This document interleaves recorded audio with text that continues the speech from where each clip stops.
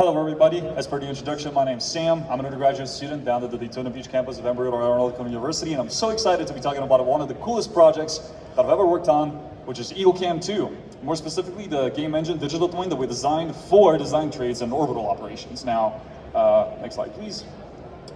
What is EagleCam anyways? Well, EagleCam is the first university payload to ever land on the moon, and on top of that, it was designed to make the first lunar selfie. It was designed as a deployable new CubeSat that was going to eject from the lander during descent. It was going to start taking pictures and video that were going to be sent over Wi-Fi, which is the first time that Wi-Fi was used on the moon, and then those images and video were going to be downlinked down to the Earth. Unfortunately, we were not able to get any good data acquisition of that mission, but we're going to be having EagleCam 2 now with an additional avionics box you can see at the bottom of the slide there.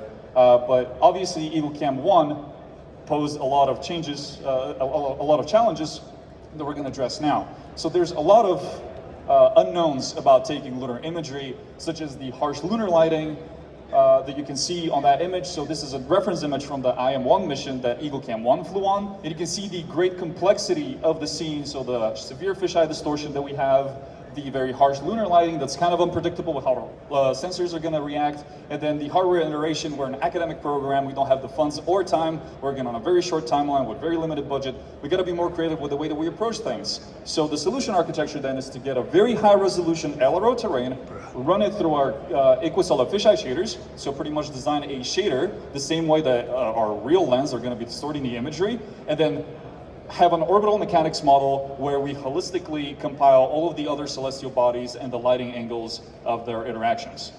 That moves us to the very high accurate mission rendering that we can achieve. So there's four main pillars. There's the high resolution LRO terrain that we have integrated within the Unreal Engine 5 game engine. We have the accurate solar illumination, which is how our sensors are actually reacting to the solar and then reflected lunar light. We have the vendor distortion that we calibrate with fine-tuning once we get the actual engineering models. So we have a very, very, very accurate representation of the distortion of the wide field of view cameras in a game engine. And then finally, we have the mission parameters, which are the IM-3 landing site. With all of those components combined, we get really accurate synthetic imagery, such as this. And then one more slide. And the really cool thing is that with the avionics box that you can see on the right-hand side, you can see that there's two cameras of it. We're actually able to generate such high-quality synthetic data that we use the NASA AIM stereo pipeline to regenerate terrain back from imagery. So if we keep going, these are some of the images and renders that we used during testing.